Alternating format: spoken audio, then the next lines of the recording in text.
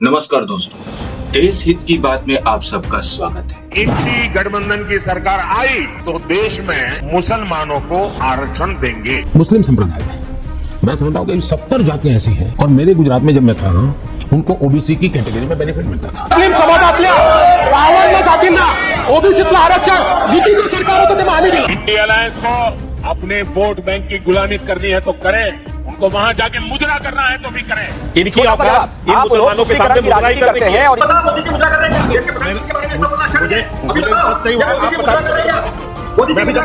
जब भारतीय जनता पार्टी के नेताओं को मुस्लिम वोट चाहिए होते हैं तो वो खुद मस्जिद में जाके कलमा तक पढ़ने लगते हैं। इसका सबसे बड़ा एग्जाम्पल नरेंद्र मोदी खुद है कि वो स्वयं मस्जिद में जाके कलमा पढ़ रहे थे मुस्लिम्स के वोट के लिए।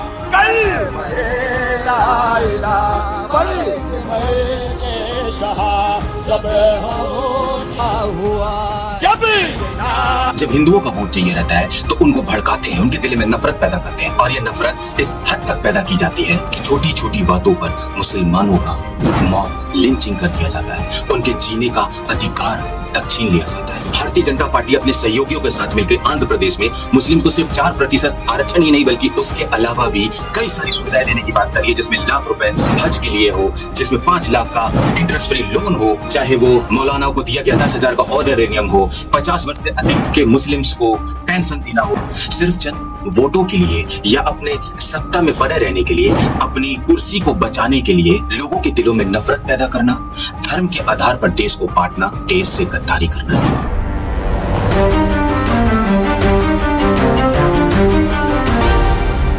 आज हम देश हित की बात में नरेंद्र मोदी जी के उन बयानों पे बात करेंगे, उन भाषणों पे बात करेंगे जिसमें वो लगातार कांग्रेस पार्टी और उनके सहयोगी यानी इंडिया गठबंधन पर ये आरोप लगा रहे हैं कि अगर वो सत्ता में आ गए तो वो मुस्लिम्स को धर्म के आधार पर आरक्षण देंगे। तो क्या नरेंद्र मोदी जी फिर झूठ बोल रहे हैं या इन बातों में कोई भी सच्चाई है? इंडी गठबंधन की सरकार आई तो देश में मुसलमानों को आरक्षण देंगे। अभी पूरा आरक्षण एससी के पास है, एसटी के पास है, ओबीसी के पास है, सामान्य वर्ग के गरीबों के पास है। अब ये इंडी अलायंस का कहना है ये पूरे का पूरा आरक्षण छीन कर मुसलमानों को दे देंगे। लेकिन नरेंद्र मोदी जी हिंदी पट्टी की जनता यानी उन लोगों को जो विशेषकर यूपी, एमपी, राजस्थान, छत्तीसगढ़ और महाराष्ट्र में रहते हैं, ये बताना भूल गए कि उनकी पार्टी ने आंध्र प्रदेश में अपने सहयोगी यानी एनडीए के मेंबरों के साथ मिलकर अपने मैनिफेस्टो में ये वादा किया है कि सत्ता में आने के बाद वो मुस्लिम्स को 4% आरक्षण देंगे। आंध्र प्रदेश में एनडीए गठबंधन जिसमें भारतीय जनता पार्टी है, तेलुगु देशम पार्टी टीडीपी, साथ ही जनसेना पार्टी, इन तीनों ने संयुक्त रूप से जो मैनिफेस्टो जारी किया है, उस मैनिफेस्टो में इन लोगों ने मुस्लिम से ये वादा किया है कि सत्ता में आने के बाद वो वहां के मुस्लिम्स को 4% आरक्षण देंगे। साथ ही साथ वो 5,000 रुपए प्रति माह वहां के मस्जिदों को रख रखाव यानी मेंटेनेंस के लिए भी देंगे। इसके अलावा हर हज यात्रियों को 1 लाख रुपए की मदद मिलेगी और साथ ही साथ 5 लाख तक का लोन बिना किसी ब्याज के मुस्लिम्स को उपलब्ध कराया जाएगा। यानी मुस्लिम्स को जो 5 लाख तक का लोन दिया जाएगा वो इंटरेस्ट फ्री रहेगा। नरेंद्र मोदी जी अपना ये वादा जो उनकी पार्टी ने अपने सहयोगियों के साथ मिलकर आंध्र प्रदेश में किया है, विशेषकर टीडीपी ने वो बताना भूल गए, क्योंकि ये जो मैनिफेस्टो टीडीपी ने जारी किया है वो इन तीनों का संयुक्त मैनिफेस्टो है। मतलब उस मैनिफेस्टो में की गई बात इन तीनों की बात है। नरेंद्र मोदी जी हिंदी पट्टी में भाषण देते समय ये बिल्कुल भी नहीं बता रहे हैं कि आंध्र प्रदेश में वो अपने एनडीए के सहयोगियों के साथ मिलकर 100 करोड़ रुपए का बजट एलोकेशन करेगी नूर बसा कॉर्पोरेशन के लिए। साथ ही साथ एनडीए ने यानी भारतीय जनता पार्टी और उसके सहयोगियों ने ये भी वादा किया है 50 वर्ष से अधिक मुस्लिम्स को पेंशन भी दिया जाएगा। और साथ ही आंध्र प्रदेश के बड़े शहरों में ईदगाह और कब्रिस्तान के लिए भी जगह दी जाएगी। और इसके अलावा इमाम्स को 10,000 रुपए का ऑनरेरियम अमाउंट भी दिया जाएगा। नरेंद्र मोदी जी, जब आपकी पार्टी साउथ में जाती है तो आंध्रा जैसे जगहों में मुस्लिम्स के वोट के लिए वो उन्हें इस प्रकार का लालच और इस प्रकार की सुविधा देने की बात करती है। नरेंद्र मोदी जी, जब आप हिंदी पट्टी में भाषण दे रहे होते हैं तब आप ये सारी बातें तो बिल्कुल नहीं बताते, लेकिन आप झूठ का सहारा लेके हिंदुओं के दिलों में नफरत पैदा करते हैं और हिंदू मुस्लिम की घटिया राजनीति करते हैं, जिससे हमारा देश धर्म के नाम पर डिवाइड होता है। इंडिया अलायंस को अपने वोट बैंक की गुलामी करनी है तो करें, उनको वहां जाके मुजरा करना है तो भी करें।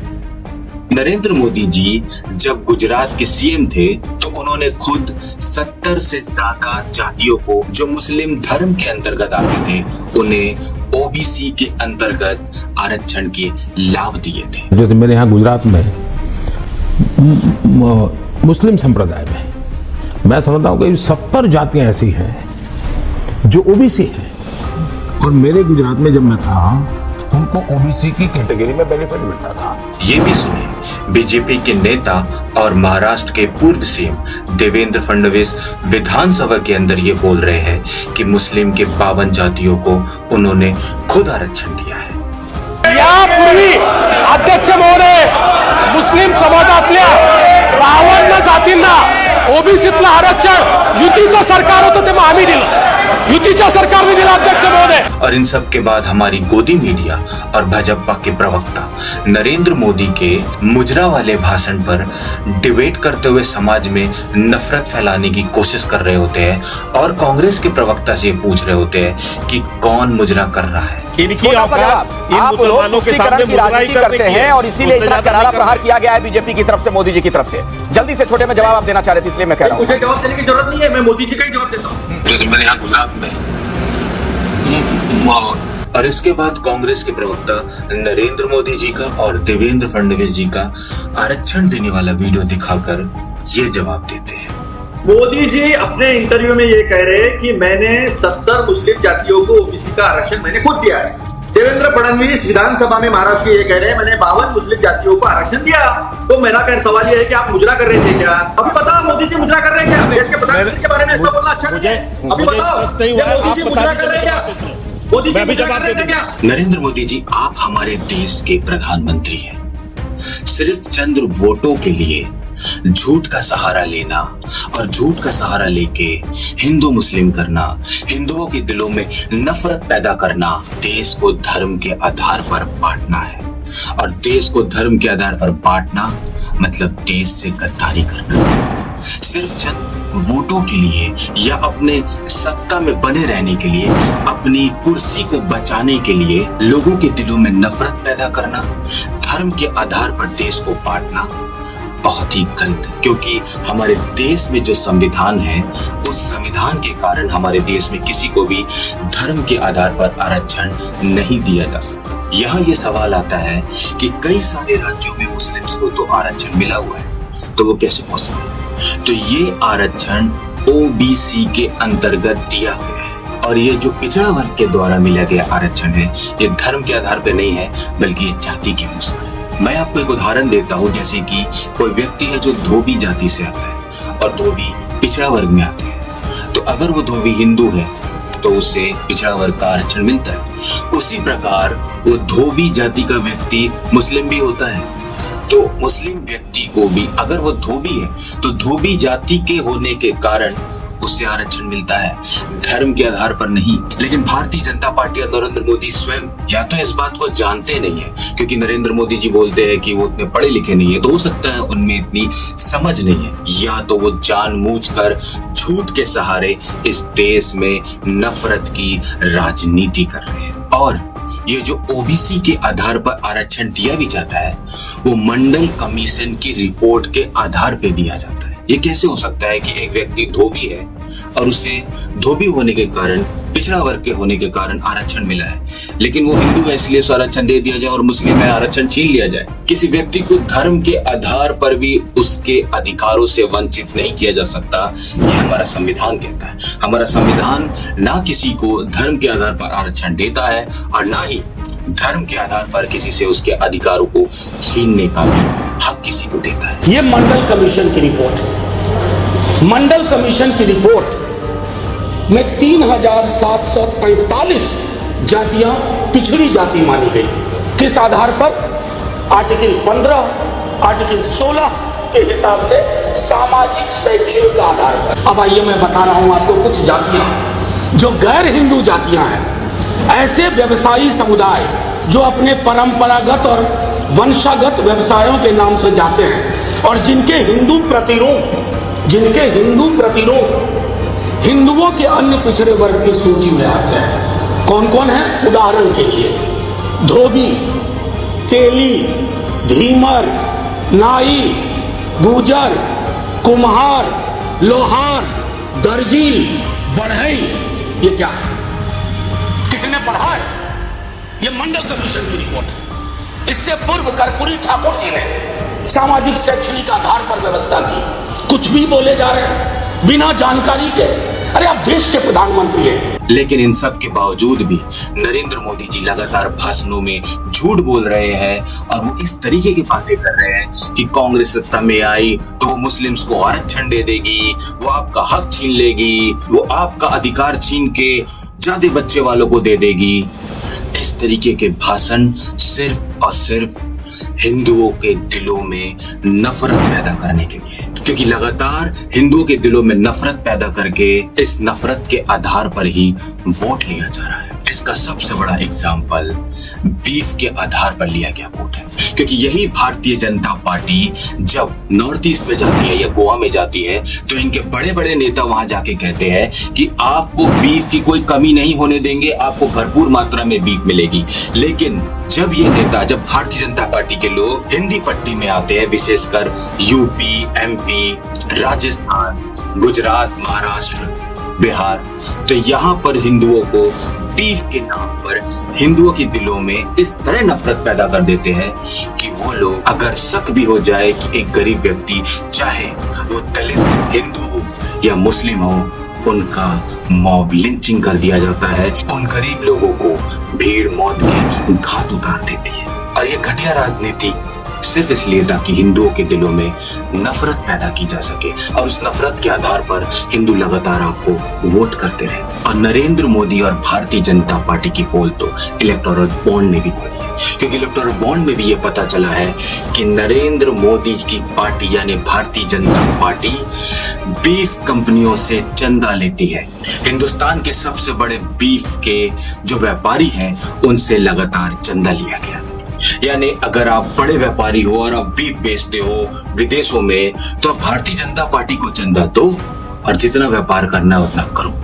लेकिन अगर आप छोटे गरीब व्यक्ति हो तो आपकी मॉब लिंचिंग कर दी जाएगी। इस घटिया और इस गंदी राजनीति से हम हिंदुओं को बाहर आना पड़ेगा और हमें समझना होगा कि कौन हमारी भावनाओं को भड़काकर हमारे दिलों में नफरत पैदा कर रहा है, सिर्फ इसलिए कि वो राजनीति में बने रहे, सत्ता में बने रहे, ताकत में बने रहे। एक तरफ भारतीय जनता पार्टी अपने सहयोगियों के साथ मिलकर आंध्र प्रदेश में मुस्लिम को सिर्फ 4% आरक्षण ही नहीं बल्कि उसके अलावा भी कई सारी सुविधाएं देने की बात करी है, जिसमें लाख रुपए हज के लिए हो, जिसमें 5 लाख का इंटरेस्ट फ्री लोन हो, चाहे वो मौलानाओं को दिया गया 10,000 का ऑनरेरियम हो, 50 वर्ष से अधिक के मुस्लिम्स को पेंशन देना हो। ये सारी सुविधाएं भारतीय जनता पार्टी की एनडीए वहां पर देने का वादा कर रही है और दूसरी तरफ हिंदुस्तान के दूसरे हिस्सों में हिंदुओं के दिलों में नफरत पैदा किया जा रहा है ये झूठ का सहारा लेके कि अगर ये पार्टी सत्ता में आ गई तो आपका हक छीन लेगी।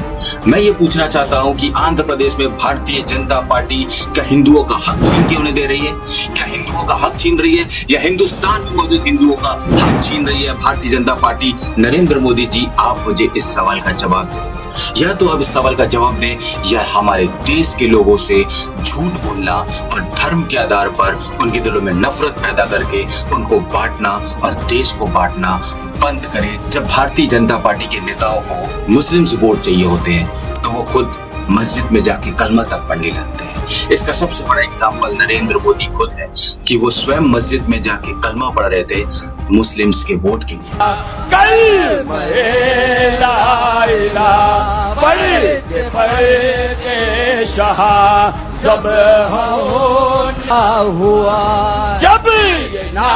जब हिंदुओं का वोट चाहिए रहता है तो उनको भड़काते हैं, उनके दिल में नफरत पैदा करते हैं और ये नफरत इस हद तक पैदा की जाती है कि छोटी छोटी बातों पर मुसलमानों का मॉब लिंचिंग कर दिया जाता है, उनके जीने का अधिकार तक छीन लिया जाता है। भूलिए मत कि अगर इस तरीके से आप हिंदुओं के दिलों में नफरत फैलाएंगे नरेंद्र मोदी जी, तो इस कारण मुस्लिम्स के भी दिलों में नफरत पैदा होगी। और अभी भी कई सारे एपीजे अब्दुल कलाम किसी न किसी स्कूल में पढ़ रहे होंगे, या तो वो अपने दिलों में नफरत लेके बड़ा होंगे या फिर उनके बड़े होने के पहले ही उनकी मॉब लिंचिंग हो जाएगी और जिस कारण हमारा देश पीछे रह जाएगा। इसका एक और सबसे बड़ा एग्जाम्पल हाल ही में भारतीय जनता पार्टी की हैदराबाद की प्रत्याशी है। जब वो मस्जिद के पास से गुजर रही थी तब वो मस्जिद पे तीर चलाने का एक्शन करती है।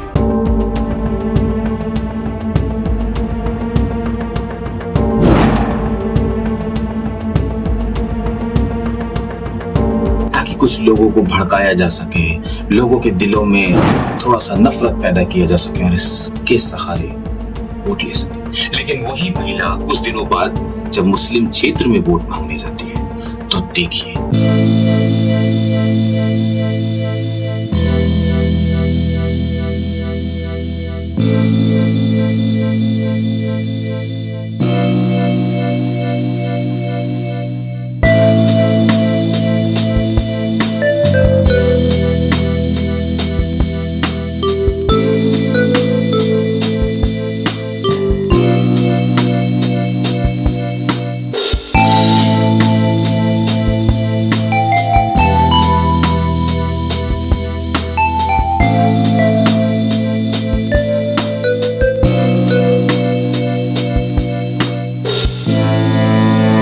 क्या देश को धर्म के आधार पर बांटना जरूरी?